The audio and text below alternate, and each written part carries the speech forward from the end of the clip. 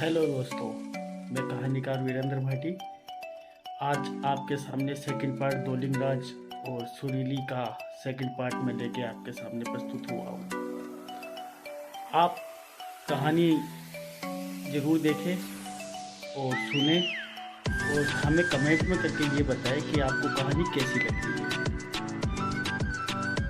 इस कहानी के राइटर एडी भाई बिचूल, जो कि मेरे सहयोगी है और मुझे बहुत अच्छा सहयोग दिया है उन्होंने आगे बढ़ने के लिए।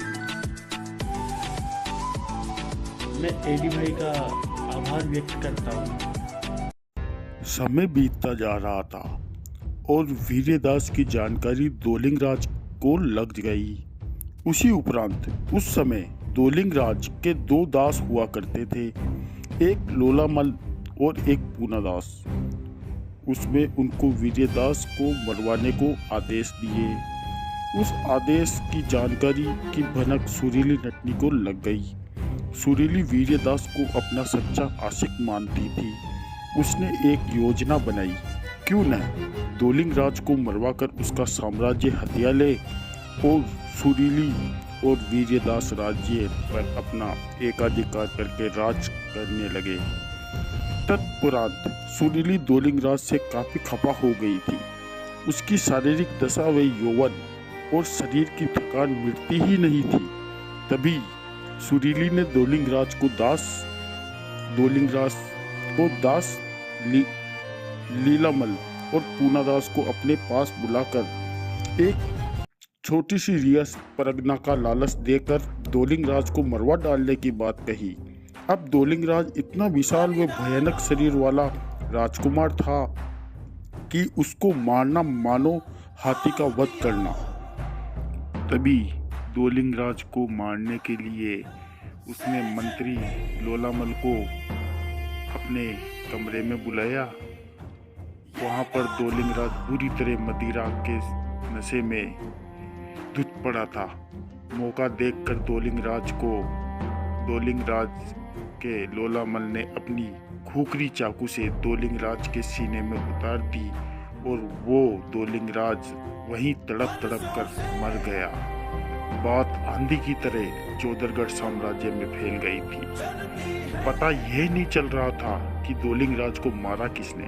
अभी तक चौदरगढ़ पर एकाधिकार लवणा दास का ही था और उधर वीर्यमल को महल में प्रवेश भी मिल गया था।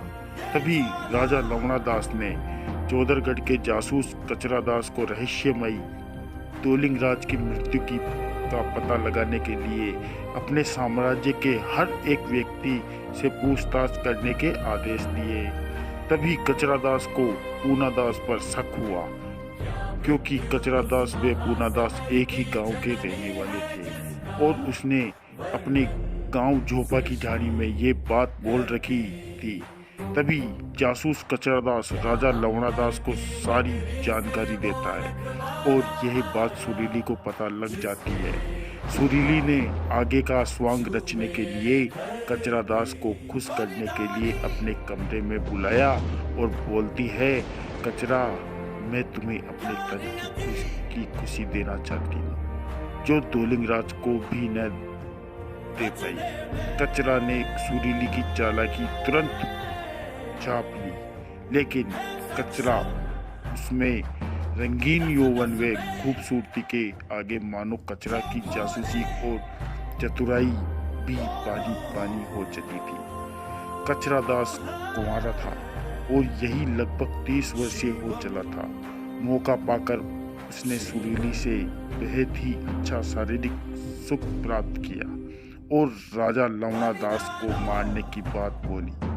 उधर राजा लवणा दास वृद्ध हो चला था। तभी सुरीली के कमरे के बाहर से जा रहे साम्राज्य वे गुलाम बावली चोर ने ये बात सुन ली और वो राजा लवणा दास को पूरी बात बोलता है।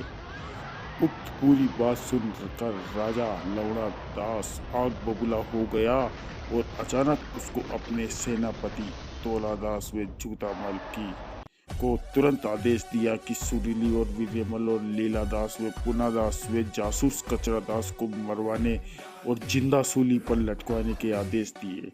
और सेनापति तोला दास व झूठामल ने अपनी सेना ले जाकर सुरीली नटनी की रियासत जो बात पर दे रखी थी उसको चारों तरफ घेराबंदी करके उन पांचों को बंदी बना दिया गया और संपूर्ण चौधरगढ़ की जनता के सामने पांचों को सूली पर चढ़ाकर मृत्यु की पालना दी और मृत्यु दे दी गई। इसीलिए इतिहास में प्रेमी जोड़ों को सही स्थान न मिलने पर आप आज सुरीली नटनी और वीरमल का आज ये हाल हुआ है।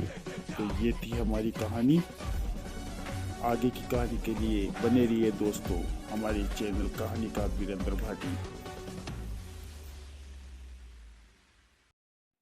जय हिंद, जय राजस्थान।